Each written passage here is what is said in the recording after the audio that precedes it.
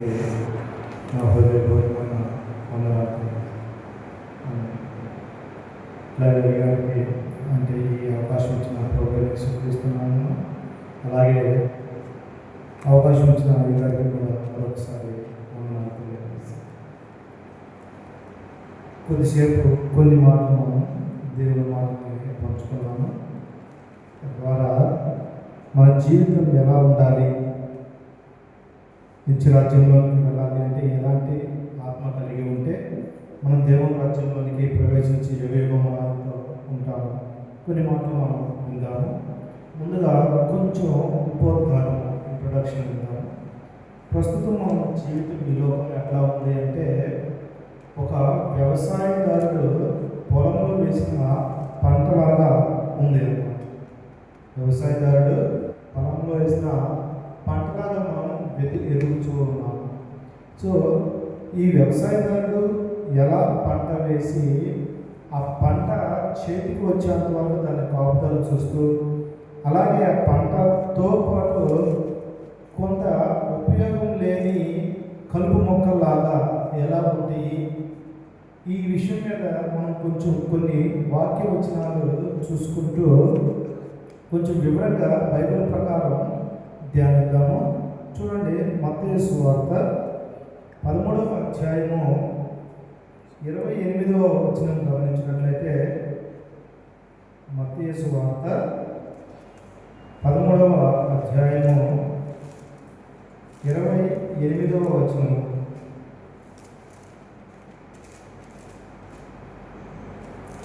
ఇది శత్రువు చేసిన పని, ఇది శత్రువు చేసిన పని అని అతడు వార్తలు చెప్పగా, ఆ దాసులు మేము వెళ్ళి వాటిని పెరిగి వేసి పెరిగి కూర్చుకు నీకు ఇష్టమా అని అతనితో అడిగేది. అందుకతడు వద్దు, గురుగులను పెరుగుచుండగా వాటితో కూడా ఒకవేళ గోధుమలను పెళ్ళగింతులు కోతకాలము వరకు రెండింటిని ఎదిగండి. చాలండి. మనం ఇంకా పై వచనాలను గమనించినట్లయితే, వ్యవసాయంలో పంట వేయటం అంటే యేసు ప్రభు మనల్ని భూమి మీద నాటాడు. అయితే యేసు ప్రభు నాటినప్పుడు మనలో మంచి ఆలోచనలే ఉంచారు. కానీ మధ్యలో శత్రువు అంటే ఎవడు? ఇక్కడ సాతాను గాడు. వీడు వచ్చి ఏం చేశాడు? మనలో కొన్ని చెడ్డ తలంపులు పెట్టాడు అనమాట. ఈ చెడ్డ తలంపులు పెట్టి మనలో ఉన్న మంచి తలంపుల్ని పాడు చేసి వాడు ఏం చేస్తున్నాడు? చెడ్డ తలంపులు కూడా మంచి తలంపులతో కలిసి పెరిగేటట్లు చేస్తున్నాము. ప్రస్తుతం మన జీవితం చివరికి ఎట్లా అయిపోయిందంటే, మంచి తలంపుల్ని పక్కన పెట్టి చెడ్డ తలంపుల్నే పెంచుకుంటూ ఉన్నాము. సో ఇక్కడ శత్రువు అంటే ఎవడంటే అపవాదిగా.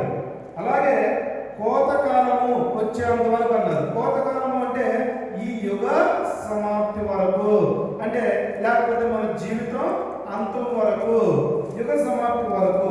కోత కొయ్యేవారు అంటే ఎవరెక్కడ? దేవదూతలు. సో దేవదూతలు ఎవరు పరిశుద్ధంగా ఉన్నారు, ఎవరు పరిశుద్ధంగా లేదు చూసి వాళ్ళు తన దేవుని దగ్గర తీసుకువెళ్ళే ఒక సమయం కోతకాలము. సో ఇప్పుడు కోతకాలం కోసం మంచి వాళ్ళు పెరుగుతున్నారు, అలాగే కొన్ని చెడ్డ తలుపులు కలిగిన వారు కూడా పెరుగుతూనే ఉన్నారు. అయితే ప్రభువైన యేసుక్రీస్తు ఏమంటున్నారు? ఇక్కడ ఒక పొల రైతుగా లేకపోతే యజమానిగా ఏమంటున్నాడు? వేటిని మనం పెరిగి వేయద్దు, పెరగనివ్వండి. పెరిగిన తర్వాత ఒక టైం వస్తుంది, ఆ టైంలో మంచివన్నీ కూడా, అది కూడా చూడండి. అలాగే మనం కంటిన్యూ చేస్తే 41వ వచనంలో మనుష్య కుమారుడు తన దూతను పంపును, అంటే పనివారిని పంపినప్పుడు వారాయన రాజ్యంలో నుండి ఆటంకములకు సకలమైన వాటిని దుర్నీతి పనులను సమకూర్చి అగ్నిగుండంలో పడవేయను. అంటే ఇప్పుడు ప్రస్తుతానికి ఏం చేయదు. అనేక మంది సేవకులు ఉన్నారు, అనేక రకాలుగా బైబిల్ని వర్ణిస్తూ ఉన్నారు, దేవుని యొక్క గొప్పదనాన్ని వర్ణిస్తూ ఉన్నారు. దేవుని కృపను పొందుకొని ఆ మాటలు తన హృదయంలో పెంచుకొని ఎంతమంది అయితే ఆ మాటల ప్రకారం నడుచుకుంటూ ఉంటారో వారందరూ కూడా దేవునికి సంబంధించిన ఆ పై వచనాలను మనం గమనించినట్లయితే మంచి గోధుమలు కలిగిన వారే ఉంటారు. ఎవరైతే ఈ లోకంలో పడి ఈ లోకంలో ఉన్న ఆచారాలు కానీ కొన్ని సాంప్రదాయాలు వస్తే అవి చెప్తాను వీటిలో ఉంటారు వారందరూ ఎవరంటే ఇప్పుడు గురువులు లాంటి వారు. అంటే సాధారణంగా అక్కడ ఏమి విత్తాడు? గురువులు విత్తాడు. గురువులు అంటే మనలో ఉన్న పాపాలు. సో ఇక్కడ చూద్దాము, పొలము అంటే ఇక్కడ ఏంటిది? ఒక సంఘం. అలాగే ఈ గురువుల మొత్తాన్ని తీసుకువెళ్ళాము తన కొట్టులో పెట్టుకొని. ఆ వచనాలను మనం గమనిస్తూ ఉన్నట్లయితే ఆ వచ్చిన మాట మనకి కనిపిస్తుంది. గురువులు తీసుకునేమో తన కొట్టులో పెడతారు. అలాగే ఆ గురువులనేమో కట్టగట్టి కాతరాన్ని పంచుతారు.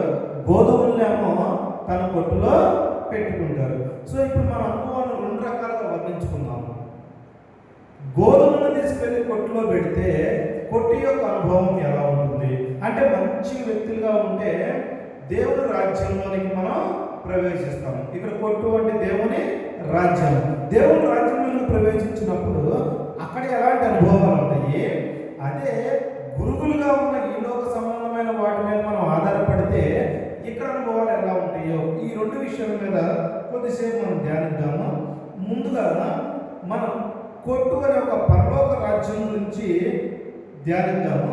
ప్రకటన గ్రంథంలో 21వ అధ్యాయము 11వ వచనం గమనించినట్లయితే ప్రకటన గ్రంథము 21వ అధ్యాయము ప్రకటన 11వ వచనంలో దాని ఎందలి వెలుగు దగదగా మెరుగు సూర్యకాంతము అంటే అమూల్య రత్నములను పోలి ఉన్నది.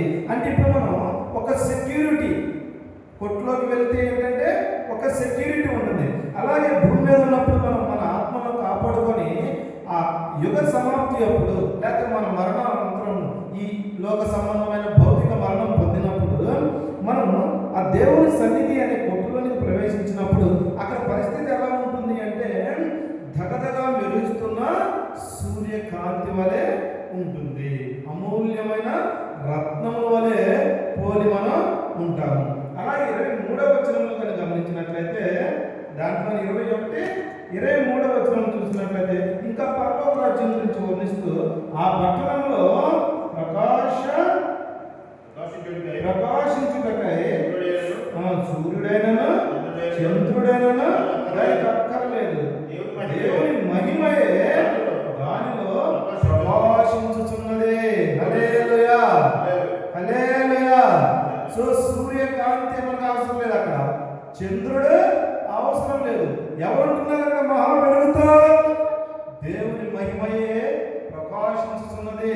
సో మనం ఆ కొట్టు అనే పరలోక రాజ్యంలోనికి ప్రవేశించినట్లయితే మనకు అక్కడ ఈ లోక సంబంధమైన సూర్యుడు అక్కర్లేదు, చంద్రుడు అక్కర్లేదు. దేవుని మహిమలనే నిత్యం మనం ప్రకాశించుతూ దేవుని మనం స్తుతించుతూ ఎంతో ఆనందంతో యుగ యుగాలు ఆయనతో మనం సేవిస్తూ ఉంటాము. అలాగే చూడండి 22వ అధ్యాయము 4వ వచనం చూసినట్లయితే అదే ప్రకటన గ్రంథంలో 22:4వ వచనంలో చూసినట్లయితే ఆయన దాసులు పరలోక రాజ్యంలో ఎలా ఉంటుందంట? ఆయన దాసులు ఆయన సేవించుచు ఆయన ముఖ దర్శనం చేయుచు ఉందురు. ఆయన నామము వారి నొసల యందుండును. రాత్రికి ఎన్నడూ ఉండదు.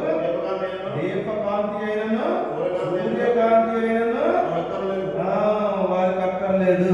ఎలా ఉంటుందంట? సో వాళ్ళ నుదుటి మీద ఆ దేవుని యొక్క నామము లిఖించబడి ఉంటుంది. వాళ్ళకి ఏ కాంతి లేదు. ప్రతి క్షణం వాళ్ళ యొక్క ఆలోచన ఏంటంటే దేవుణ్ణి పరిశుద్ధుడు పరిశుద్ధుడు పరిశుద్ధుడని స్తుతిస్తూనే ఉంటారు. ఆకలి ఉండదు, దప్పిక ఉండదు.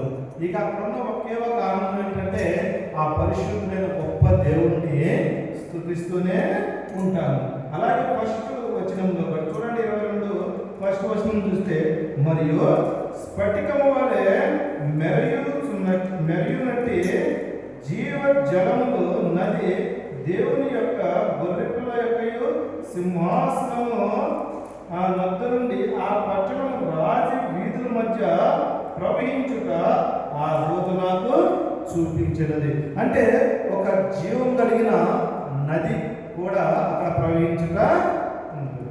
స్ఫటికం అంటే మెరుగుచున్నటువంటి ఒక నది అక్కడ మనకి ప్రవహిస్తూ ఉంటుంది. అంటే దీన్ని బట్టి మనకి కొట్టులోకి చూసినట్లయితే ప్రస్తుతం భూమి మీద ఉన్నప్పుడు చూడండి, మనకి కొట్టు అంటే ఏదైనా కొన్ని వస్తువులు తీసుకెళ్ళి చక్కగా ఒక రూమ్లో పెట్టినట్లయితే వర్షానికి తెలుస్తుందా, ఎండకి ఎండుతుందా, చిమ్మటైనను ఎలుకలైనను ఏవైనా వాటి మీద దాడి చేయకుండా మనం ఒక ప్రొటెక్షన్ ఇస్తానికి భూమి మీద ఉన్నప్పుడు మనం వాటిని దాచిపెడుతూ ఉంటాము. మరి భూమి మీద ఉన్నప్పుడే మనం అట్లాంటివి దాచిపెడితే దేవుడు మహా గొప్ప దేవుడైన యేసుక్రీస్తు మనల్ని ఎంతగానో ప్రేమించి మన ఆత్మను నశించిపోకుండా ఉండాలి అని ప్రతి క్షణం మనల్ని కనిపెట్టి చూచుచూ పరిశుద్ధపరుస్తూ మన జీవిలోక సంబంధమైన మరణము పొందిన తర్వాత లేకపోతే దేవుడు రాకడ ఒకవేళ వస్తే యుగ సమాప్తి అయిపోయి మన ఆత్మను దేవుని సన్నిధిలోకి ఎత్తబడి ఉన్నట్లయితే ఆయన మనకిచ్చే ఈ గొప్ప అనుభవము తన రాజ్యంలోనికి చేర్చుకొని తను మనల్ని ఎంత కాపాడుతూ ఉన్నాడో చూడండి. హల్లెలూయా, హల్లెలూయా. సో ఇలాంటి గొప్ప దేవుని చేరాలనే మనం భూమి మీద ఎలా ఉన్నాము? పరదేశులము, యాత్రికులము ఉన్నాము. మనం ఎంతకాలం జీవించామనేది కాదు ఇంపార్టెంట్. మనం జీవిత కాలంలో ఈ దేవుని సన్నిధికి చేరాలి. మనకున్న ఒకే ఒక ఆశ ఏంటది? నేను ఈ సన్నిధిలోకి పోలేమంటాడు. బ్రతుకుట క్రీస్తే, చావైతే మే లాభమే. ఎందుకు? చనిపోయిన క్షణంలో ఇక్కడ కళ్ళు మూస్తాము, ఎక్కడ కళ్ళు తెరుస్తాము? పరలోక రాజ్యంలో కళ్ళు తెరుస్తాము. ఇంకంతకన్నా మనకేం కావాలి? మనం సంపాదించిన డబ్బు, మనం సంపాదించిన కార్లు, ఉద్యోగాలు అవన్నీ కూడా మనతో పాటు రాదు. చివరికి మనతో ఉన్న మన శరీరమే మనతో వస్తుందా? మనకేమీ రాదు. మనతో పాటు వచ్చేది ఏంటి? మనం నమ్ముకున్న మన ఆత్మ దేవునితో ఒక రిలేషన్ కలిగి ఉన్న ఆత్మే ఎక్కడి నుంచి అయితే మన భూమి మీదకి పంపించబడిందో తిరిగి మళ్ళీ అక్కడికే చేరుతుంది. నిజానికి మనకి పరలోక రాజ్యం నుంచి మనం పంపించబడ్డామని తిరిగి మళ్ళీ మనం పరలోక రాజ్యానికే చేరాలి. ఏ మత గ్రంథంలో కూడా లేనటువంటి గొప్ప విశ్వాసం మనకి ఈ పరిశుద్ధ గ్రంథంలో ప్రభువైన యేసు క్రీస్తు మనకి తెలియజేయడం కోసమే చక్కగా పరలోక రాజ్యం గురించి వర్ణించి ఉన్నారు. ఇంకా చాలా వచనాలు ఉన్నాయి చెప్పాలంటే. సో పరలోక రాజ్యంలో ప్రవేశిస్తే అక్కడ చాలా గొప్ప అనుభవాలు. బంగారాన్ని ఇప్పుడు మనం చూడండి, మెడలో వేసుకొని చేతులు పెట్టుకొని ఇప్పుడు 10 గ్రాముల బంగారం ₹1,00,000, ₹1,40,000 దాటిపోయింది. దాన్ని గొప్పగా చూస్తాం భూమి మీద ఉన్నప్పుడు. అదే బంగారాన్ని పరలోక రాజ్యంలోకి వెళ్తే కాళ్ళ కింద వేసుకొని తొక్కుతాం. దేనికి పనికిరాని బంగారం. భూమి మీద ఏదైతే మనం గొప్పగా చూస్తామో అది పరలోక రాజ్యంలో దేనికి పనికిరాని. అంటే దీన్ని బట్టి ఇప్పుడు ప్రసంగి గ్రంథంలో సొలొమోను ఏమంటున్నారు? వ్యర్థము వ్యర్థము వ్యర్థము, సమస్తము వ్యర్థమే. సూర్యుని కింద జరుగుతున్న సమస్తము వ్యర్థమే. కానీ వ్యర్థమైన వాటి కోసమే ప్రస్తుతం ఉన్న మనిషి ఎంత పోరాడుతున్నాడంటే, ఎంత ఆరాటపడుతున్నాడంటే లోకాన్ని సంపాదించాలి సంపాదించాలి సంపాదించాలి. తినుము, త్రాగుము, సుఖించుము. ఈ రాత్రి నీ ప్రాణాన్ని అడిగితే ఒక వ్యక్తి చెప్పుకుంటున్నాడు తన ప్రాణంతో, నా ప్రాణమా తినుము, త్రాగుము, సుఖించుము. అదే రాత్రి ప్రభు వచ్చి డోర్ కొడుతుంది. ఫోన్ కాల్ని మనం లిఫ్ట్ చేయకుండా పక్కన పడవచ్చు, కానీ దేవుడు ఇచ్చే ఫోన్ కాల్ లిఫ్ట్ చేయకపోయినా, లిఫ్ట్ చేసినా చేయకపోయినా వెళ్ళిపోవడమే. ఇంకా మనం దానికోసం ఆగేది లేదు. కానీ ఆ టయానికి మనం మరి ఎలా సిద్ధపడి ఇదిగో ఈ కొట్టు అనే ఒక పరలోక రాజ్యంలోనికి చేరే అనుభవం నాలో ఉందా? మనమందరం కూడా ప్రతి ఒక్కరిని పరీక్షించుకోవాల్సింది. ప్రతి దినము ప్రతి క్షణము ఆ పరిశుద్ధమైన వాక్యం అనే ఉదకంలో మన ఆత్మను మనం పరిశుద్ధపరచుకొని ఏ క్షణమైనా. అందుకనే ఒక క్రైస్తవుడికి మరణం అంటే భయం ఉండదు. ఎందుకు ఉండదు అంటారు? ఒక వ్యక్తిని వాళ్ళ కూతురు అడిగిందంట, డాడీ పరలోక రాజ్యం అంటే ఏంటి అని. పరలోక రాజ్యం ఎలా ఉంటుంది అని. అప్పుడు వాళ్ళ డాడీ చెప్పారంట, నిద్రపోవడానికి కళ్ళు మూసుకుంటాము, తెల్లరిపోతేనే కళ్ళు తెరుస్తాము. అట్లాగే చనిపోయిన వ్యక్తి కళ్ళు మూసుకుంటాడు, వెంటనే అక్కడ కళ్ళు తెరిస్తే ఏం కనపడుతుంది? ఇక్కడ నీకు తెల్లారి కనిపిస్తుంది, అక్కడేమో గొప్ప దేవుడు కనిపిస్తాడు మనకి. ఇక ఏమి అక్కడ ఉండదు, దప్పిక ఉండదు, బాధ ఉండదు, ఏ పరిస్థితిలో ఉండదు. అంత గొప్పదే పరలోక రాజ్యం.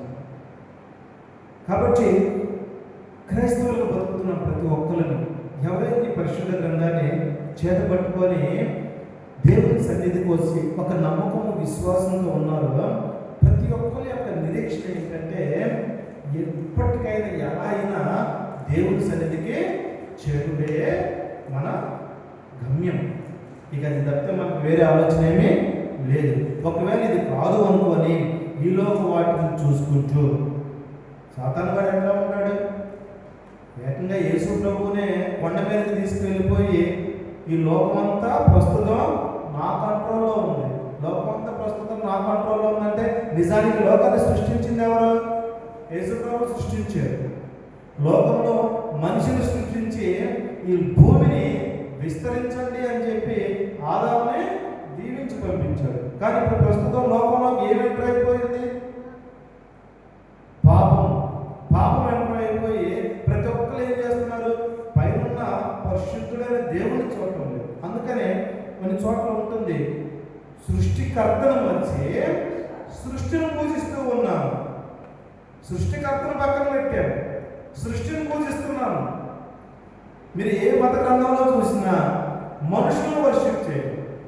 మనుషులను వర్షిప్ చేస్తే ఏ వస్తువు ఉపయోగం? చూడండి కొన్ని అనుభవాలు.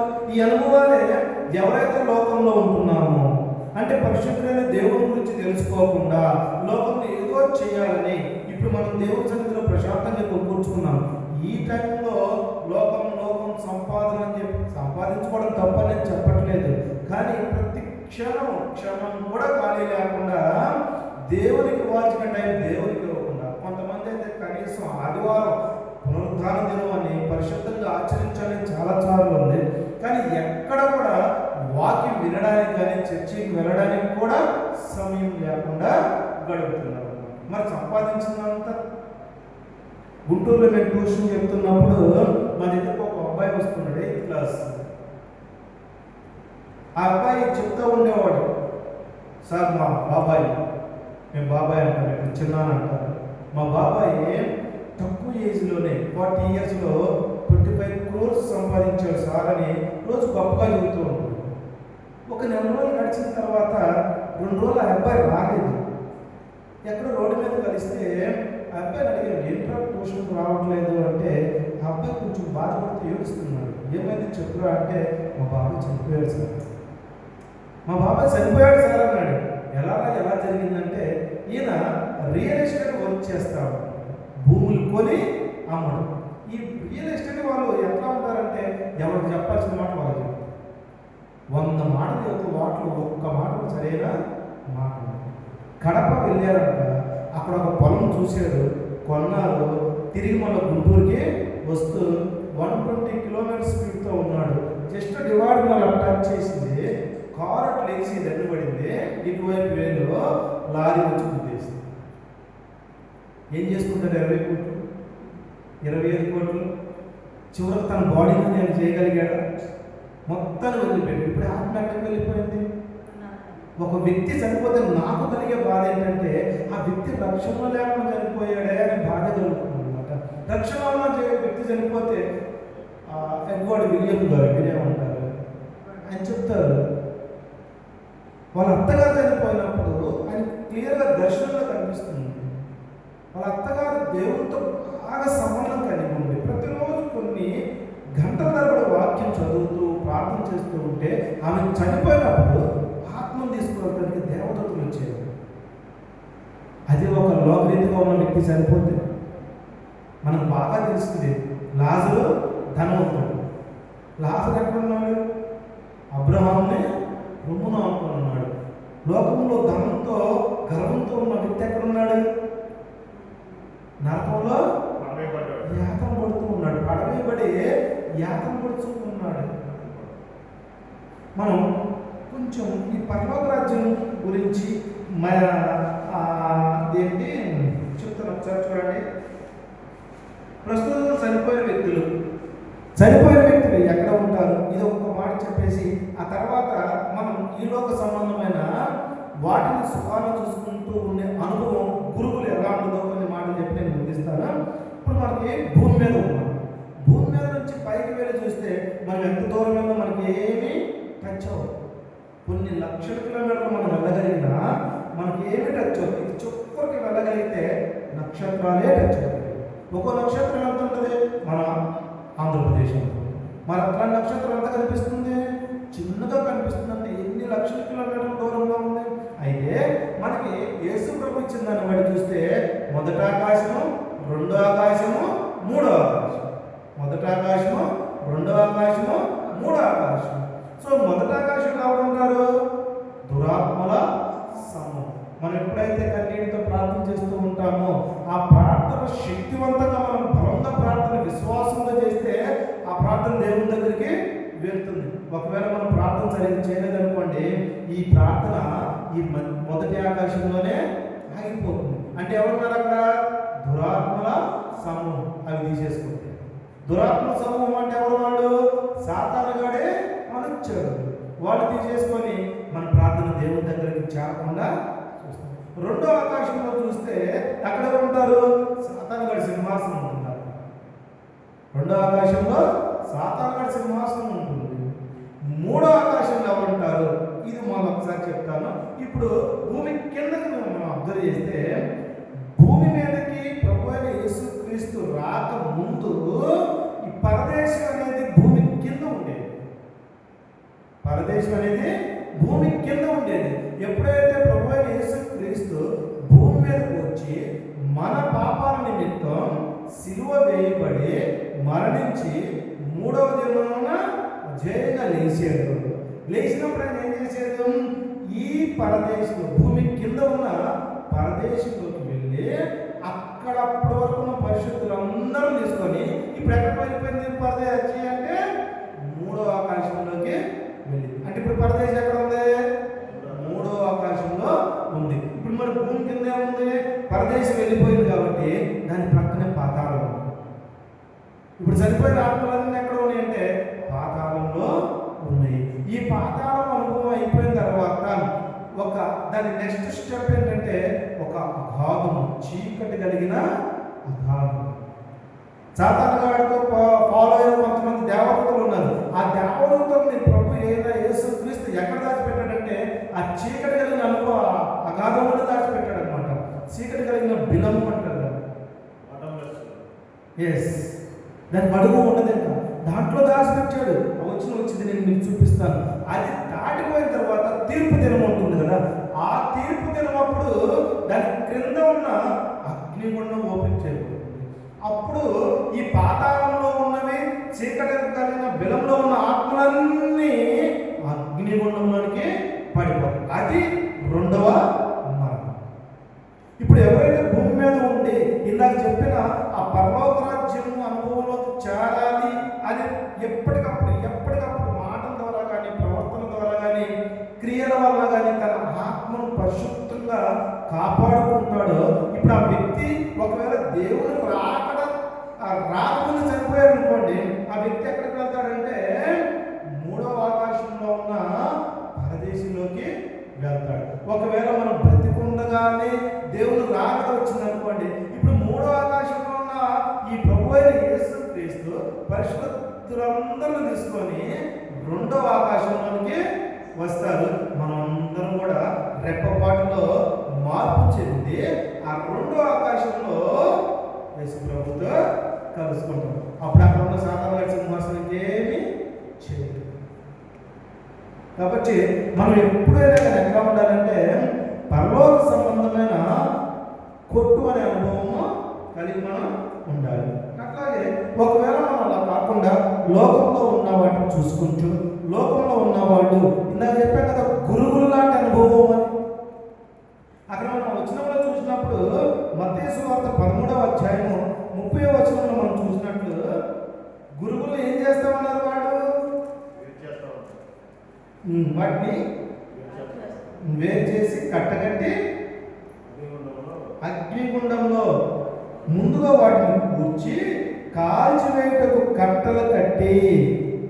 అంటే ఎప్పుడైతే మనం దేవుణ్ణి లెక్క చేయకుండా, అసలు దేవుని ఉనికిని గుర్తుపట్టకుండా, ఈ లోకంలో ఉన్న ఆచార సాంప్రదాయాలు కానీ, ఈ లోకంలో ఉన్న పద్ధతులు కానీ, ఈ లోకం గురించి మనం ఆశపడుతూ ఉన్నట్లయితే ఆ అనుభవం ఎవరిలోకి వెళ్తుందంట? గురుగులు అనే అనుభవంలోకి. ఈ గురుగుల అనుభవం దేంట్లోకి వెళ్తుంది? కాల్చబడే అగ్నిగుండంలోకి వెళ్తుంది. ఈ అనుభవం కలిగిన వాళ్ళు ఎవరు ఉంటారు? చూడండి, కీర్తనల గ్రంథము 9వ అధ్యాయము 17వ వచనం గమనించినట్లయితే, కీర్తనలు 9వ అధ్యాయము 17వ వచనంలో, దుష్టులను దేవుని మరచు నరులందరూ పాతాళంలోనికి దిగిపోవుదురు. దుష్టులను అంటే భూమి మీద ఎలాంటి చెడ్డ కార్యాలు చేస్తున్నారో తెలియక, వీళ్ళు లోకమే అని చూడండి, ఆస్తి కోసం అన్నదమ్ముల్ని చంపుకుంటున్నారు. ఇప్పుడు అన్న తమ్ముడు చంపడం వల్ల ఇప్పుడు అన్న ఏమన్నా కొన్ని వేల సంవత్సరాలు బతికి సంపాదించుకొని ఆస్తిని అనుభవిస్తాడా? ఒకళ్ళు ముందు ఒకళ్ళు వెనకాల ఇద్దరు చనిపోవాల్సిందే. కానీ ఏం చేస్తున్నారు? ఆస్తి కోసం గొడవ, ఒకడు మోసం చేసుకోవడం. మనం మార్కెట్లోకి వెళ్ళి చూస్తే ప్రతిదీ మోసమే. మరి ఏం చేద్దామని, ఏం సంపాదించుకుందామని? ఎవరు వీళ్ళందరూ కూడా దుష్టులు. వీళ్ళందరూ ఎట్లా ఉంటారు? అసలు నిజమైన దేవుడు ఎవరో తెలుసుకుందామని ఆలోచించారు. గౌతమ బుద్ధుడి పేరు విన్నారా మీరు? గౌతమ బుద్ధుడి పేరు విన్నారు కదా?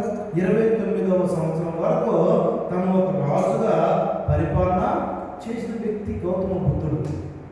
29వ సంవత్సరం అప్పుడు ఒక రోజు తన రాజ్య పర్యటన కోసం బయటకు బయలుదేరి తను వెళ్తూ ఉన్నప్పుడు 4 విషయాలను చూస్తాడు. ఏంటో 4 విషయాలు? ఒక రోగిని చూస్తాడు, ఇంకో కొంచెం దూరం వెళ్ళిన తర్వాత ఒక ముసలివాడిని చూస్తాడు, ఇంకా కొంచెం దూరం వెళ్ళిన తర్వాత ఒక వ్యాధిగ్రస్తుని చూస్తాడు, సన్యాసిని చూస్తాడు, ఇంకా కొంచెం దూరం వెళ్ళిన తర్వాత ఒక డెడ్ బాడీని చూస్తాడు. ఫస్ట్ ఎవరు చూశారు? ఒక రోగిని. కొంచెం దూరం వెళ్ళిన తర్వాత ఒక ముసలివాడిని, రోగిని, ముసలివాడిని, ఇంకో కొంచెం దూరం వెళ్ళిన తర్వాత ఒక సన్యాసిని, ఇంకో కొంచెం దూరం వెళ్ళిన తర్వాత ఒక డెడ్ బాడీ. వెంటనే తనలో ఒక ఆలోచన కలిగింది, అసలు ఏంటి మానవ జీవితం? దేనికోసం మనం బ్రతుకుతున్నాము? రోడ్డు మీదకి వెళ్ళి చూడండి, వెళ్ళేవాళ్ళు వెళ్తానే ఉంటారు, వచ్చేవాళ్ళు వస్తానే ఉంటారు. ఇటు వెళ్ళేవాళ్ళు ఇటు వెళ్తానే ఉంటాడు, ఇటు వెళ్ళేవాళ్ళు ఇటు వెళ్తారు.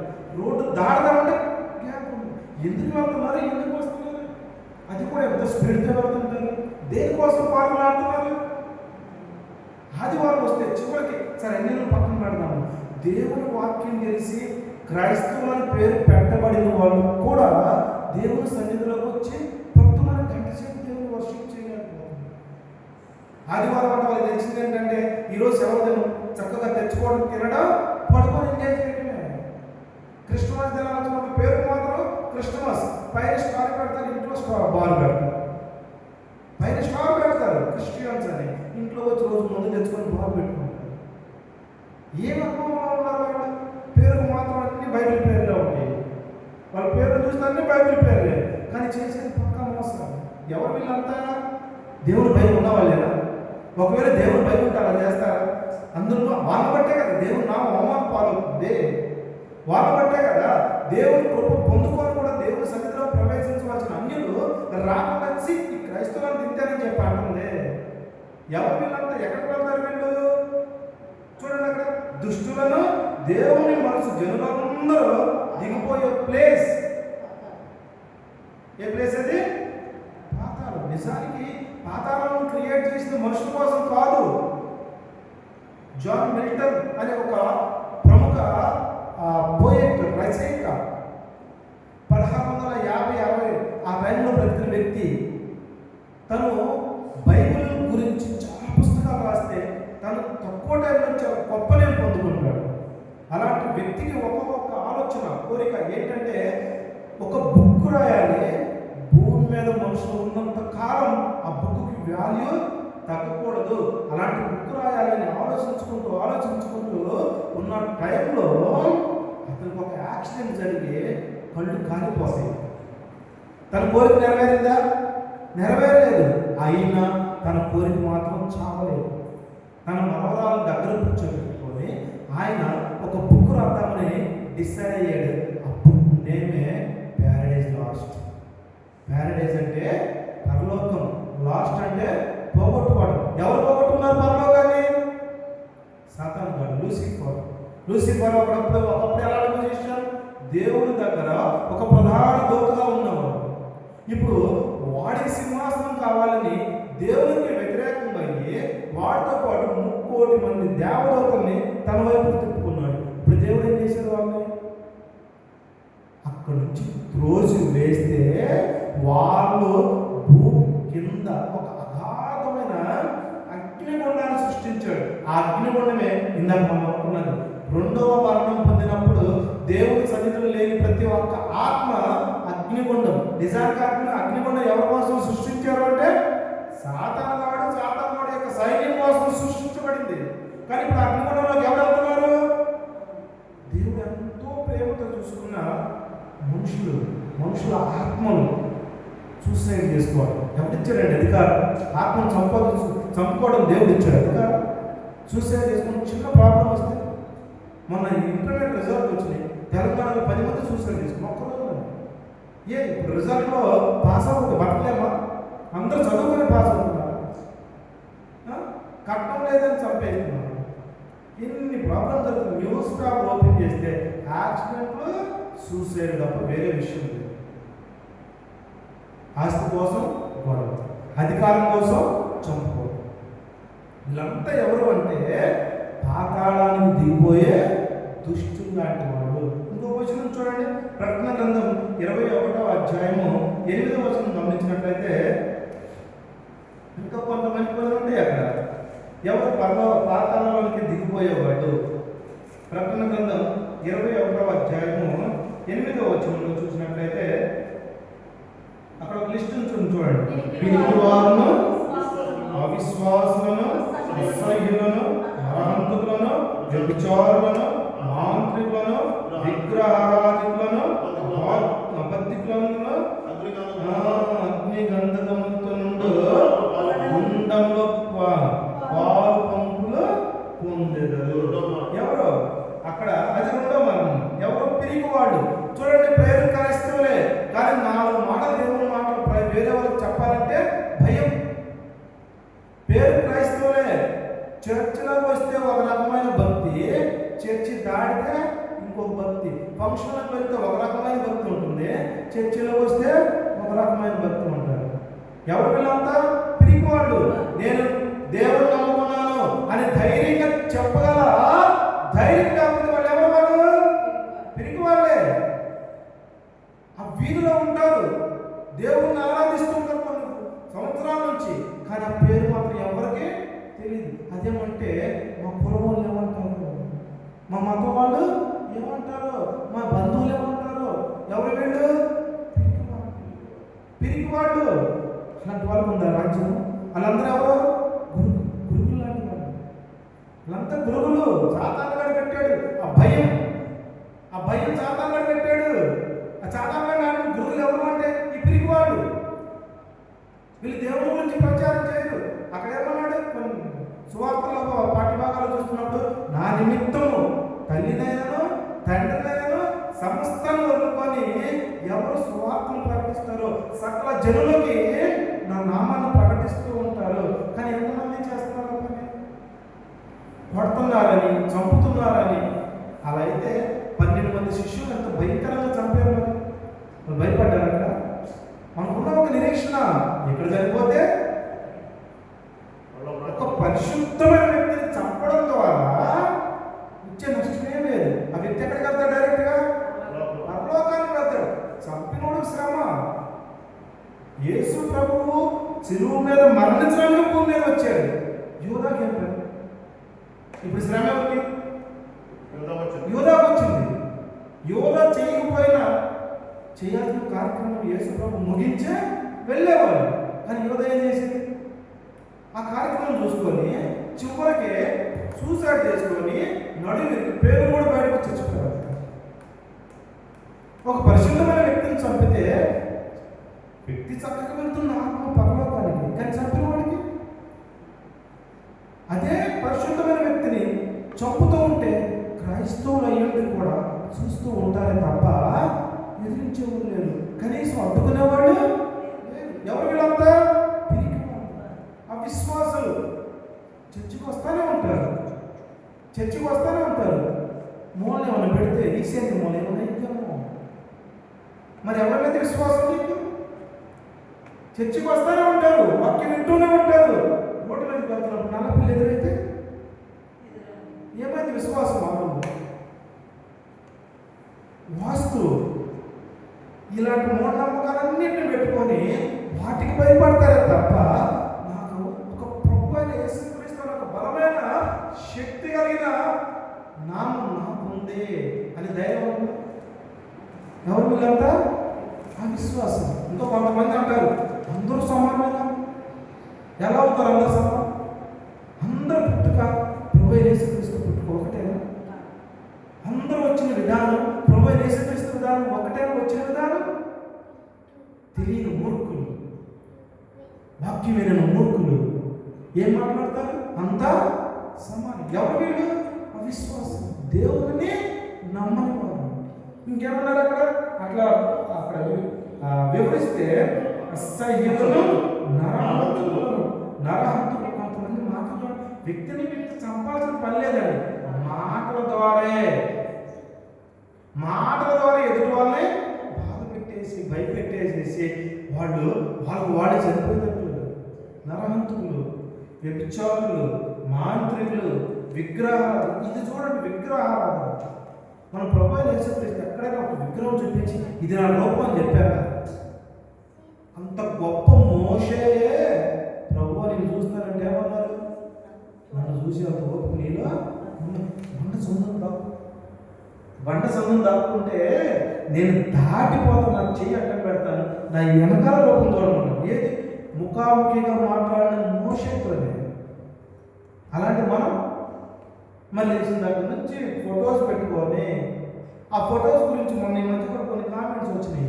ఆ ఫోటో సినిమాలు తీసిన కరుణామయుడి, దయామయుడి ఉన్నారు కదా, ఒరే బాబు నేను ఒక వ్యక్తిని రా సినిమా కోసం తీసాను, నన్ను పూర్తి చేయలేదు దండం పెడతాను. కానీ మనం ఏం చేస్తాము?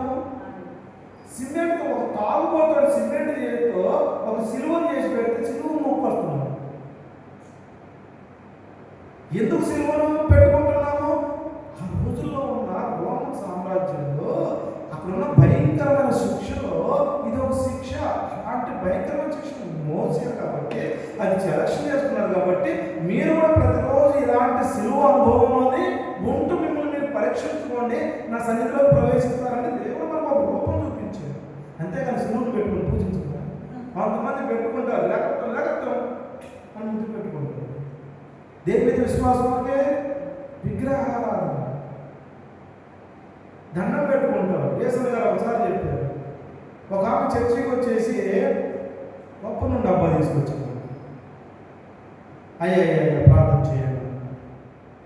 సరే రాసుకోమని, ఎప్పుడన్నా అనారోగ్యం కలిగినప్పుడు గొప్ప నుండి రాసుకోమని చెప్పి ప్రార్థన చేసి ఆ డబ్బా తీసుకెళ్ళి వాళ్ళ ఇంట్లో పూరీలకు దూరాలు ఉంటాయి కదండి, దాన్ని కట్టిందంట. దాన్ని కట్టి ప్రతిరోజు దానితో దాన్ని దండం కట్టినాడు. ప్రతిరోజు దాన్ని ఇప్పుడు వాళ్ళు మనవాడు అన్నాడు, అటు కాలు పెట్టి కొడుకుంటారు. ఏముంది అక్కడ?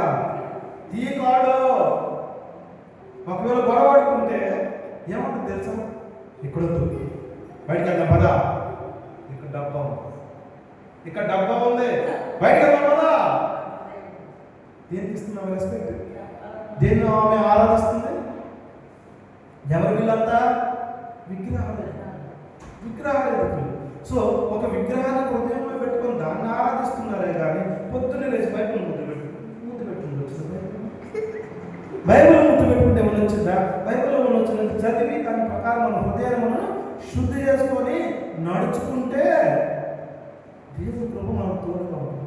అక్కడ మనం అన్ని అట్లా గమనించినట్లయితే వ్యభిచారులు, మాంత్రికులు, ఓకేనా, ఇంకో వచనం చూడండి, అదే మత్తయి సువార్త కింద చదివిన దాంట్లో మనం ఆల్రెడీ చదివాము. 13వ అధ్యాయము 41, 42 వచనాలు గమనించినట్లయితే, మనిషి కుమారుడు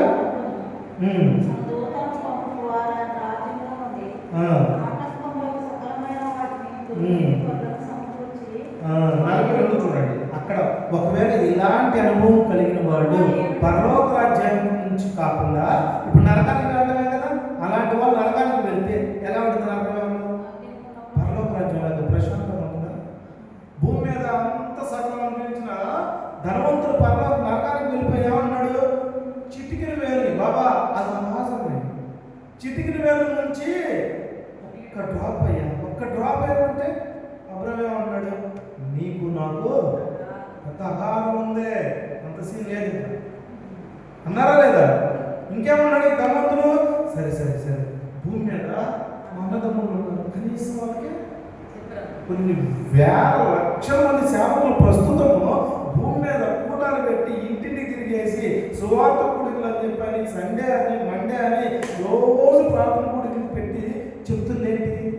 మరి బాబు మారు మనసు, ఏ గ్రంథంలో లేని మనకే ఉండే మా ఆత్మ చనిపోతే, మనిషి చనిపోతే ఎక్కడ చేర్చబడుతుంది? అది నీకున్న రెండు మార్గాలు, వెళ్తే పరలోకమా లేకపోతే నరకమా. ఈ 2 మార్గాల గురించి స్పష్టంగా చెప్పబడింది. కొన్ని మత గ్రంథాలు ఏముంటుంది? చనిపోతే 7 జన్మలు అంటే చూసావు తన జన్మని. మన తాత తను చనిపోయారు కదా, ఒక్కరిని రేరిని కుక్కలాగా వచ్చాడురా అన్నాడా? అది చూసావు ఎక్కడ? మరి ఎట్లా నమ్ముతాం మనం? ఎలా నమ్ముతాం? గౌతమ బుద్ధుడు ఇలా చెప్పాను, తన రాజులో ఉండి ఎన్ని చూసి ఇంటికి వచ్చి తన మనశ్శాంతి లేక ఇంట్లో ఉన్న భార్యను పిల్లోడు పడుకున్నాం వదిలిపెట్టి కనపడకుండా నైట్ వెళ్ళిపోయేసి ఒక చెట్టు కింద కూర్చొని ధ్యానం చేస్తే 40 రోజుల తర్వాత తనకు ఒక జ్ఞానోదయం, 6 సంవత్సరాల తర్వాత జ్ఞానోదయం అయింది. జ్ఞానోదయం అయ్యి తను చెప్పిన మాటలు, లోకంలో పాపాలకు కారణం కోరికలు, ఆ కోరికలు త్యజించి అసలు సృష్టికర్త ఎవరో తెలుసుకున్న వాడేరా బాబు మోక్షాన్ని చేరేది, ఆ సృష్టికర్తను తెలుసుకుని కానీ ఆ విషయాన్ని 4 దేశాలు తిరిగి ప్రచారం చేస్తే ఈ విన్న వాళ్ళు ఏం చేశారు తెలుసా? సృష్టికర్త సంఘం మా పొద్దుగా మాకు చెప్పింది నువ్వే మా దేవుడు, సృష్టికర్త సంఘాలకు వద్దు, మాకు చెప్పింది ఎవరు నువ్వే కాబట్టి నువ్వే మా దేవుడు అని ఆయన పూజిస్తున్నారు. దేవుడు అయిపోతాడా? వర్తమాన మహాత్ముడు జైలు మతం, అన్ని మతాలు ఎవరు పూజిస్తున్నారు? ఎక్కడికి పోతారు వీళ్ళంతా? చూడండి, ఇంకొక వచనం చూస్తే మనం మార్కు సువార్త 9వ అధ్యాయం 48వ వచనం చూసినట్లయితే, మార్కు సువార్త 9వ అధ్యాయము వచ్చాము, లాస్ట్కి వచ్చాము, ఇంకొక వచనం చెప్పి ముగిస్తాను. మార్కు సువార్త 9వ అధ్యాయము 48వ వచనంలో చూసినట్లయితే, నరకమున వారి పురుగు చావదు, అగ్ని ఆరదు. చూడండి, మంటలో పడిన ప్రతి ఒక్కడేమైపోతుంది? ఇప్పుడు భూమి మీద మనం మంట వేసాము, మంటలో వేసిన ప్రతి వస్తువు కాలిపోతుంది. పెద్ద పెద్ద భవనాలే కాలిపోతున్నాయా లేదా? విమానాలు, ఏదైనా భూమి మీద కాలకుండా ఉందా? కానీ పరలోకం ఉన్న తండ్రి పెట్టిన ఒక శాపం ఏంటి అంటే, ఆ అగ్నిగుండంలో పడితే కాలం ఉంటుందా? కాలం అనేది ఉండదు. ఇప్పుడు మనం ఎట్లయితే శరీరానికి ఒక గాయమైనప్పుడు నొప్పి తెలుస్తుందో, ఆ అగ్నిగుండంలో పడ్డ ఆత్మకు అలాంటి నొప్పి తెలుస్తుంది. ఎన్ని సంవత్సరాలు? భూమి మీద ఉంటే మహా అయితే 70 సంవత్సరాలు, అధిక బలం ఉన్నట్లయితే 80 సంవత్సరాలు. అదే నరకంలో పెడితే యుగ యుగాలు అన్నారు. కానీ ఒక అంతమైన స్టేజ్ పెట్టారా? పెట్టలేదు. యుగ యుగాల మంటల్లో భయంకరంగా కాలుతూ వరుస్తూ ఉండాలి, కానీ కాపాడేవాళ్ళు ఎవరు ఉంటారు? 2008 అనుకుంటా, మా మామయ్య ఒక ఆయన చనిపోతే, మేనత్త వాళ్ళ భర్త చనిపోతే 2 సంవత్సరాల తర్వాత అంటే కూడికలు పెట్టుకుంటారు, జ్ఞాపకార్థ కూడికలు పెట్టుకుంటారు కదా. ఒక సేవకుడు ఆ రోజు అక్కడ ఉన్న సేవకుడు లోపల సన్న కాపలేదు, ప్రార్థన చేస్తూ ప్రభువా 2 సంవత్సరాల క్రితం కనకరాజు గారు చనిపోయారు, ఆత్మ నరకంలో ఉండే, దయచేసి పరలోకాన్ని తీసుకెళ్ళి తీసుకెళ్తారా? అయిపోయింది. అది ఎక్కడ డిసైడ్ అవ్వాలి? భూమి మీద ఉన్నప్పుడే. ఇప్పుడు మనం జీవిస్తున్నామంటే మన యొక్క జీవన విధానంలో మన ఆత్మకి వెళ్తే పర్వాలేదుగా, లేకపోతే ఎవరు డిసైడ్ చేసుకోవాల్సింది? మనమే. ఇప్పుడు ప్రస్తుతం మనం నివసిస్తున్న జీవన విధానంలోనే ఈ రెండు డిసైడ్ అయ్యాయి. ఇందాక చదివినట్లుగా మంచి ఆలోచన కలిగి దేవుని అనుసరించచ్చు. ఎప్పుడు ప్రత్యక్షం దేవుని ఆలోచన కలిగి ఉంటే చక్కగా కొట్లో తీసుకెళ్తాము. ఆ అనుభవాన్ని మనం ఎవరు చెక్ చేసుకోవాలి? మనమే చెక్ చేసుకోవాలి. కానీ దేవుని వ్యతిరేకించి దేవుని ఆలోచన లేకుండా దేవుని మాటను అంగీకరించకుండా ఈ లోకంలో ఉన్న వాటిని పడిపోయితే దాన్ని కూడా డిసైడ్ చేసుకునేది నరకానికి ఎవరు? మనమే. పరలోకమైనా మనమే డిసైడ్ చేసుకుంటున్నాం, నరకానికి కూడా మనమే డిసైడ్. అది సరిపోయిన తర్వాత వచ్చేది కాదు, బ్రతికి ఉన్నప్పుడే దాన్ని మనం సెట్ చేసుకోవాలి. అప్పుడు మనం సరిపోయిన తర్వాత ధైర్యంగా చెప్పగలం, నా ఆత్మ పరలోక రాజ్యానికి. అది దేవునితో సంబంధం లేకుండా సిలువ మీద ఇద్దరు దొంగలు చెరువు వైపున వేస్తే ఒక దొంగ ఏమంటున్నాడు? నువ్వు దేవుడు అయితే నిన్ను నువ్వు రక్షించుకొని మమ్మల్ని కూడా. అదే పక్కన వ్యక్తి ఒక క్షణంలో ఎంత ప్రాయశ్చిత్తపడి ఏమన్నాడు? రే మన దొంగల మనకి శిక్ష సరైందే, ఈయన పరిశుద్ధుడు, ఈయనకి ఎందుకు ఆ శిక్ష? నీ రాజ్యం చెప్పుకున్నాను. వెంటనే ప్రభు అన్నాడు, పశ్చాత్తాపాన్ని చూశాడు. ప్రస్తుతం నాతో పాటు పరదేశంలో ఆయన పడిన క్షణం పశ్చాత్తాపం ఎక్కడ తీసుకెళ్ళి? పరదేశం, పరలోకాన్ని తీసుకెళ్ళి. మరి మనం ఎలా చూడండి ఇంకొక వచ్చిన. సో నరకంలో పెడితే ఎట్లా ఉంటుందంట? అగ్ని ఆరదు, పురుగు సాగు. భూమి మీద ఉన్న 80 సంవత్సరాలకే అయ్యో కష్టాలు వస్తున్నాయి, కడుపు నొప్పి వచ్చింది, తలనొప్పి వచ్చింది, నన్ను ఇట్లా అన్నారు, ఇగో నేను ఫెయిల్ అయ్యాను, సూసైడ్ చేసుకుని ఆత్మను నాశనం చేసుకుంటే ఈరోజు పొద్దున ఒక న్యూస్ చదివాను పేపర్. ఏ ప్రాబ్లం వచ్చిందో తెలియదు. తల్లిని భార్యని చంపేశారు, కొడుకు 8 సంవత్సరాలు, 10 సంవత్సరాలు, కూతురు 12 సంవత్సరాలు. స్కూల్లో ఉన్న వాళ్ళని మధ్యాహ్నం పొద్దున కూడా 11 గంటలప్పుడు 10 చెప్పి తీసుకువెళ్ళిపోయి ముగ్గురు ట్రైన్ కింద. ఇంట్లో భార్యని చంపేశాడు, తల్లిని చంపేశాడు. స్కూల్లోకి వెళ్ళి కూతురుని తీసుకొని కొడుకుని తీసుకొని ట్రైన్ ట్రాక్ కాసి కూడా ట్రైన్ వెళ్ళే ఏరియా మన ఏపీలో జరిగింది. అంత కష్టం వచ్చింది. ఆ ఊరు కాదు ఇంకో ఊరు, దేశం అంత లేదు. ఎవరన్నా కాదంటారా? నాకు ఈ ప్రాబ్లమ్స్ వచ్చింది, మనం ఇక్కడ ఉండొద్దు, పదండి మన నాన్నపాటు వేరే దేశం వెళ్ళిపోదాం. ఎవరా నయం ఏం చేసింది? అక్కడ పోయిన తర్వాత సర్వం పోగొట్టుకుంది. కానీ నువ్వు సరిపోయిందా? వార్త వింటే మంచి రోజులు వచ్చేయాలి, తిరిగి మళ్ళా ఎంత ఆశీర్వదించబడింది. ఎవరు ఇట్లా ఉండేదంటే ఆ సాధారణంగా ఆత్మ ఉన్న వాళ్ళే ఇలాంటి పనులు చేసుకోవడానికి ఉంది. ఇప్పుడు ఆత్మ భూమి మీద ఉన్నవాడు తప్పించుకొని వెళ్తున్నారు, కానీ ఎక్కడ పడుతున్నారు వాళ్ళు? ఒక సామెత చెబుతారే, పెనం మీద నుంచి వేసి పొయ్యిలో పడింది. పెనం మీద వేడికే బాధపడిపోతే మరి పొయ్యిలో వేడి ఎలా ఉంటుంది? మరి ఇప్పుడున్న లోకంలో ఉన్న కష్టాలకే బాధపడేసి సూసైడ్ చేసుకుని పరిగెత్తుకుంటే ఈ బాధపడేసి సూసైడ్ చేసుకుంటే అది ఎక్కడ వెళ్తుంది? భయంకరమైన నరకంలోకి వెళ్ళిపోవడం. లాస్ట్ వాడు 2వ పేతురు రాసిన పత్రిక 2వ అధ్యాయము 4వ వచనం గమనించినట్లయితే, 2వ పేతురు రాసిన పత్రిక 2వ అధ్యాయము 4వ వచనం గమనించినట్లయితే, దేవదూతలు పాపం చేసినప్పుడు దేవుడు వారిని విడిచిపెట్టగా. ఎవరి దేవదూతలు అంటే సాతాను గాడి ఫాలో అయిన 3 కోట్ల మంది ఉన్నారే, వాళ్ళని సైతమే వదిలిపెట్టాల. అప్పుడు మనం మరి దేవుని దగ్గర ఉన్న దేవదూతల్ని నన్ను కాదని సాతాను గాడితో పాటు పోయారా, వాళ్ళనే వదిలిపెట్టకుండా తీసుకెళ్ళి ఎక్కడ పెట్టాడంట? చూడండి, అక్కడ గమనిస్తున్నట్లయితే పాతాళ లోకమందలి కట్టిక చీకటి గల బిలములోనికి తోసి తీర్పుకు కావలిలో ఉండుటకు వారిని అప్పగించింది. ఇందాక నేను చెప్పా కదా, పాతాళ చీకటి కలిగిన, కట్టిక చీకటి కలిగిన బిలము. ఇప్పుడు ఆ 3 కోట్ల మంది ఎక్కడున్నారు? ఆ కట్టిక చీకటి కలిగిన బిలంలో ఉన్నారు.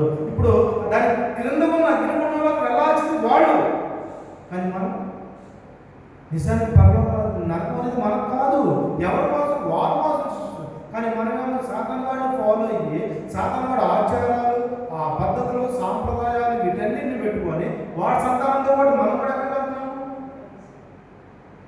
వాళ్ళ కోసం సృష్టించబడ్డ దాంట్లో వాళ్ళు వెళ్ళాలి. కానీ భూమి మీద లోకంలో పెట్టిన సాతాను వాడి ఆశలకే మనము వెళ్ళి వాటిని మనం అప్లై చేసుకొని మనం కూడా వాళ్ళతో పాటు వెళ్తున్నాం. ఆలోచించండి ఒకసారి. మనకు పరలోక రాజ్యంలో ఉన్న మంచి గోధుమలాగా ఉండి చక్కటి కొట్టులోకి చేర్చబడతామా? లేకపోతే గోధుమతో పాటు పెరిగిన గురువులు కూడా, పరిశుద్ధతతో పాటు పెరుగుతుంది పాపాలు కూడా. మరి ఇప్పుడు మనం పరిశుద్ధతను పెంచుకోకుండా పాపాలను పెంచుకొని ఇంకా ఈ లోకం అనుకొని ఈ లోకంలో ఆశల వైపు చూసుకుని చివరికి అగ్నిగుండంలోకి దేవుడి జీవితాన్ని ఆశీర్వదించిన